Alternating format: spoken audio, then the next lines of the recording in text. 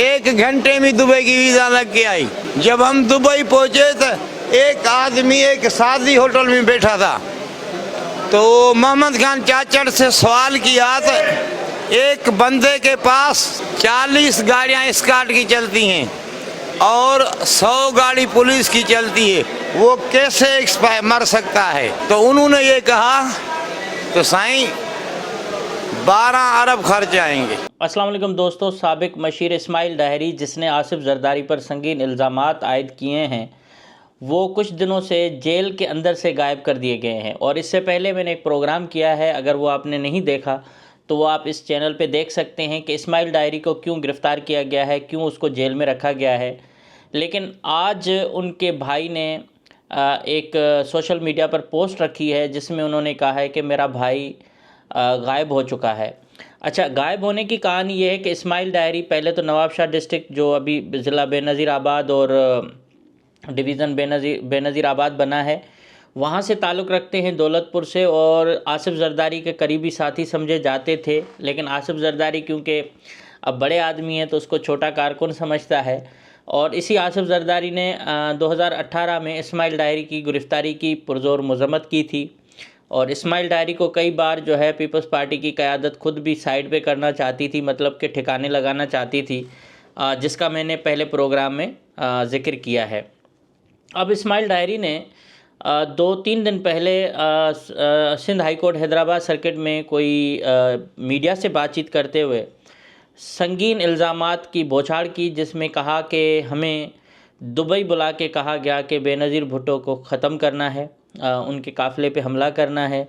और जब हमने यहाँ नाम सुना तो उसके बाद हमने इनकार किया, और उन्होंने ये इशारा उसी दोस्त के बारे में दिया है जो इस वक्त पाकिस्तान के अंदर पावरफुल पोजीशन पे है। आप खुद समझ सकते हैं, मैं बहुत सारी वजूहात के बिना पर वो नाम नहीं लेना चाह रहा, क्योंकि इस्माइल डायरी के उस वीडियो में भी नाम नहीं है, लेकिन इशारा यही है कि जिस दोस्त ने उनको अंदर कराया है उसी पर ही उन्होंने ये बात की है कि मोहम्मद खान चाचड़ और इनको दुबई बुलाया गया, और दुबई बुला के उनको टास्क दिया गया कि एक शख्स है जिसके पास बहुत सारी गाड़ियां चलती हैं, 40 से 50 पुलिस मोबाइलें, और सिक्योरिटी बहुत टाइट है, तो उसको अगर ख़त्म करना हो तो कैसे ख़त्म किया जा सकता है?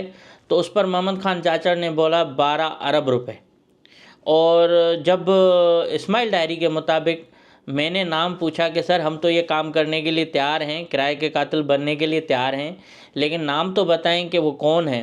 तो उसके बाद जब नाम लिया गया कि बेनज़ीर भुट्टो साहिबा को ये ख़त्म करना है, तो उस पर उन्होंने कहा कि मैंने मना कर दिया कि वो हमारी माँ बहन है, हम उसको नहीं कर सकते। एक टीवी चैनल का क्लिप है जो उन्होंने बातचीत की है, वो मैं आपको सुनवाना चाहता हूँ ताकि सूरत हाल आपके सामने वाज़ेह हो, और फिर मज़ीद बात को आगे बढ़ाते हैं कि अब उसमें क्या हो रहा है। आप पहले ये क्लिप सुन लें।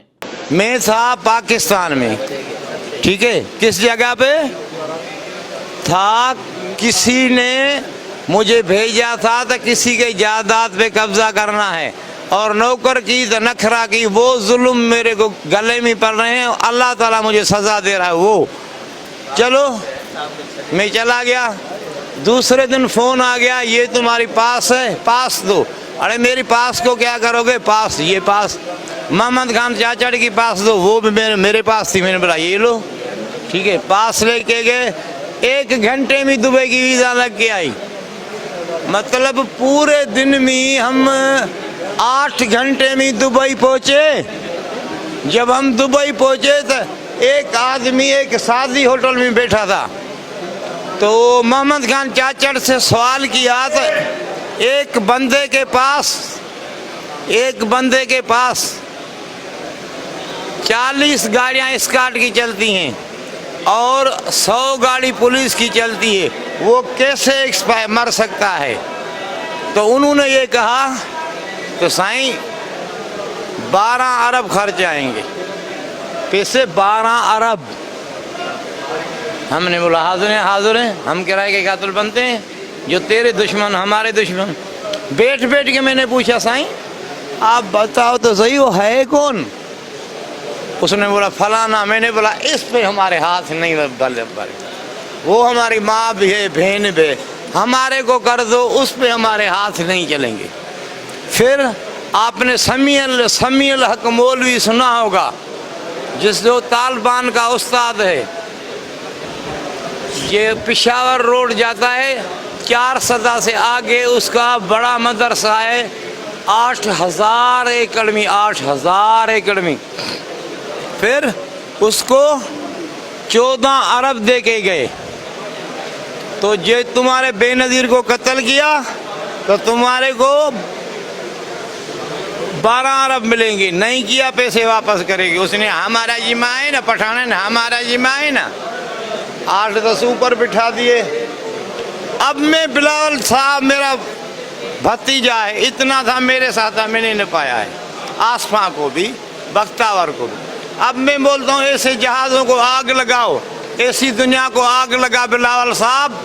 अभी तक तू अपने माँ के कातिल नहीं ढूंढ सका है। 20 साल तेरी हुकूमत चली है, तू मुझे 2 साल हुकूमत दे, मैं बेनज़ीर के कातिल बाहर के निकलता हूँ। मुझे तू 1 साल हुकूमत दे, सिंध हुकूमत, फेडरल में नहीं, मैं तेरे को ढूंढ के निकाल के देता हूँ। बाकी बीबी के खून छुपाते रहते हो। तुम्हारी अम्मी थी, तुम्हारे को साल पेट में रखा, तुम्हारे को संभाला, तुमको पाला, तुमको बीबी ने बड़ा किया।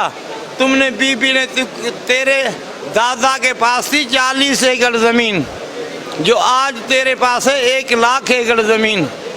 और तेरे जो बाहर सुइज और अकाउंट देखो तो पता नहीं कितने पैसे हैं, तुम्हारे को पता नहीं। तो ये दुनिया तेरे कैसे काम की। अच्छा, कहाँ जी का प्रॉपर्टी का डाई गई है? हाँ, प्रॉपर्टी का कहानी क्या गई है? मुझे 100 एकड़ कमंद बिल्डोज कयो आई 60 माण्हूअ ते केस थियो आहे, जेको 1 साल पहिरियां ख़तमु थियल आहे। ऐं ॿियो केस जेको 1 साल ख़तमु थियल, 6 महीना ख़तमु थियल आहे, वरी उहो बि कयो अथनि। वरी राति असगर अवाण एसएच दौलतपुर करे रखियो अथनि। राति मुंहिंजे घर में घिड़ियो आहे। मुंहिंजो घटि में घटि न त 2-3 करोड़ जो सोन, मुंहिंजी अम्मी जो सोन उन में पियल हो, मुंहिंजे भाभी जो सोन पियल हो, मुंहिंजे ज़ाल जो सोन पियल हो। माना अॼु सोन महांगो आहे, घटि में घटि भला छॾियो 1.5-2 करोड़ जो त हूंदो हुयो। उहो बि खणी विया, अलमारियूं खणी विया, बंगले जो फर्नीचर बि खणी विया। बंगले खे बि कुझु डैमेज कयो अथनि, पर हल्को कूड़ माना।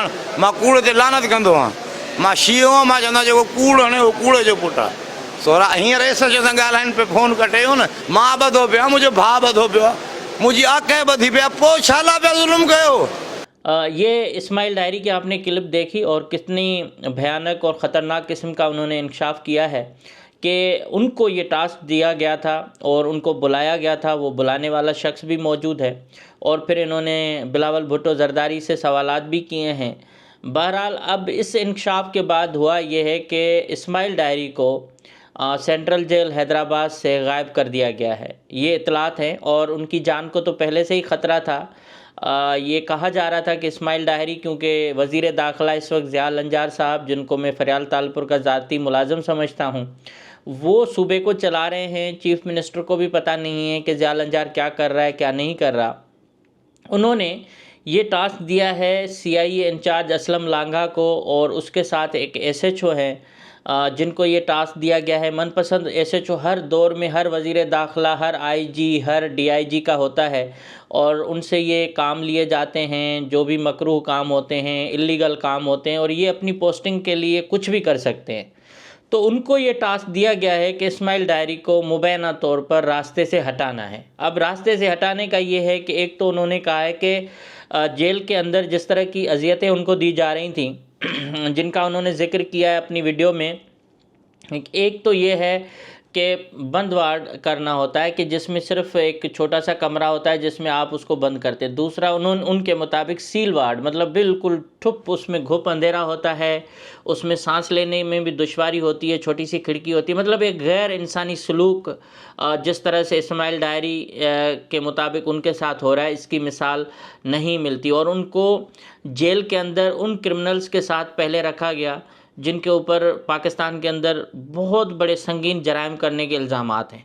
और ये कह रहे हैं कि मैं पॉलिटिकल आदमी हूँ या मैं एक सरदार हूँ अपने कबीले का और मुझे इस तरह से ट्रीट किया जा रहा है, मैं मशीर रहा हूँ। तो ये समझ से बालातर बात है और ये सब कुछ जो है वज़ीर दाखिला कर रहा है फरियाल तालपुर के ईमा पर और आसिफ जरदारी के ईमा पर। अब ये शख्स जो हैं इस वक्त उनकी जान खतरे में है। उम्र के इस हिस्से में उनके मुताबिक भाई मैं वज़ीर दाखिला से माफ़ी नहीं मांगूंगा। उन्होंने 2-3 दफ़ा अंगूठा भी दिखाया है कि माफ़ी मेरा अंगूठा मांगेगा। अब इस्माइल डायरी को गायब कर दिया गया है जेल से, जिनके भाई के स्टेटस हैं, भाई ने उस पर फेसबुक पे भी लिखा है और उसके साथ हमें भी ये इतलात हैं कि इस्माइल डायरी की जान को ख़तरा है, क्योंकि उन्होंने जिस तरह के इंकशाफात किए हैं उनकी पाकिस्तान के अंदर अब तो कोई भी तहकीकात नहीं कराएगा, क्योंकि वो इदारे जिनको फ़ाइलें बनानी होती हैं और वक्त आने पर उनको इस्तेमाल करना होता है, वो भी उसी ट्रेन में सवार हैं जिस ट्रेन में आसिफ जरदारी साहब हैं, जिसमें शहबाज शरीफ हैं, जिसमें दीगर लोग हैं, जिसमें बिलावल भुट्टो जरदारी का पूरा मुफाद सवार है।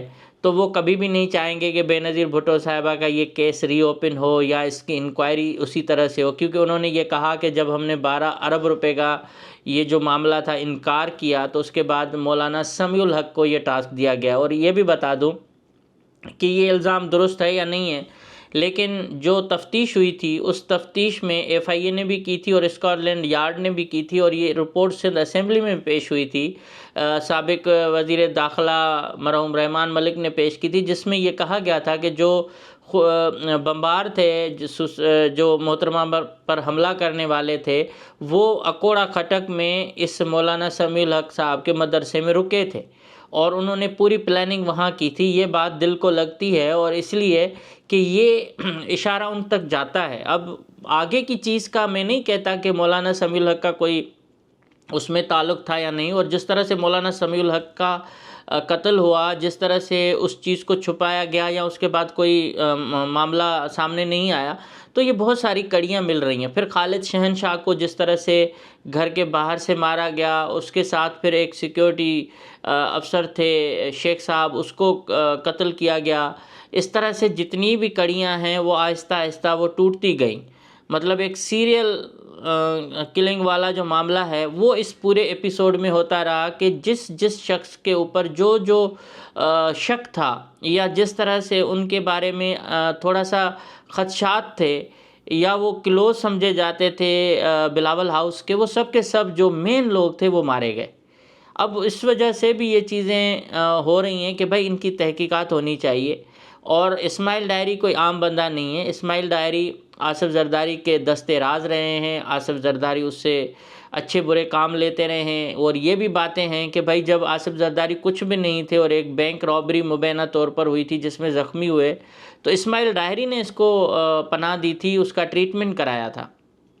इस तरह की दोस्ती हो और उस दोस्ती में ऐसा वक्त आए कि उसको खुद आप जेल में डलवा दें अपनी हुकूमत में और फिर जेल से भी गायब हो जाए, तो मेरे ख़्याल में ये तशवीशनाक बात है। आसिफ जरदारी के बारे में मैं मज़ीद नहीं कहूँगा कि वो कोई इस मामले में मुलविस हैं या नहीं है, लेकिन एक बात यह है कि इस पूरे मामले में जैसे ही बेनज़ीर साहिबा रास्ते से हटीं तो सबसे ज़्यादा बेनिफिशरी जो हैं वो आसिफ जरदारी हैं, क्योंकि बेनज़ीर साहिबा ज़िंदा होती तो आसिफ जरदारी शायद वफा की वज़ीर भी नहीं बन पाते और उसके बाद उसके पास पार्टी की बागदौड़ भी नहीं होती। लेकिन अचानक आप देखें कि किस तरह से हालात बदले हैं, किस तरह से आसिफ जरदारी लीडर बन गया, किस तरह से उसको वारिस बना दिया गया, किस तरह से उसको सारे इस किस्से में एक मेन कैरेक्टर के तौर पर उसको बना के और 2 बार सदारत की कुर्सी पर पहुंचाया गया। तो मेरे ख्याल में ये सारी चीज़ें देखें कि इसका फ़ायदा तो उसी ने उठाया। सबसे ज़्यादा फ़ायदा पार्टी का जो मामला है वो भी आप देखें, उसको जहाँ तक इसने खड़ा किया वो तो बेनज़ीर भुट्टो और जुल्फ़िकार भुट्टो के ख्वाब में भी नहीं था। जहाँ जनरल परवेज़ मुशर्रफ और जनरल ज़िया-उल हक चाहते थे वहाँ से भी आगे ये लेके गया है। तो अब तो सरदारों की पार्टी है, वडेरों की पार्टी है, क्रिमिनल लोगों की पार्टी है, ये कोई अवामी पार्टी नहीं है। और बिलावल भुट्टो भी उसी का एक हिस्सा बन चुके हैं। तो मेरे ख़्याल में इन इल्ज़ामात की तहकीकात होनी चाहिए जो इस्माइल डायरी ने अभी इंकशाफात किए हैं और इल्ज़ाम लगाया है कि भाई ये कत्ल 12 अरब रुपए से फिर बढ़ के 14 अरब रुपए तक चला गया और उस स्टेटमेंट के बाद उनका जेल से गायब हो जाना तशवीशनाक अमल है। और शायद ऐसा ना हो कि ख़बर आ जाए कि इस्माइल डायरी जो है वो फ़रार होते हुए मारे गए। तो इसलिए इस चीज़ की तहकीकात होनी चाहिए और जो लोग बेनज़ीर भुट्टो साहबा के कत्ल में मुलविस हैं, अगर उसकी बात दुरुस्त है तो उस पर एक्शन होना चाहिए। Thank you so much.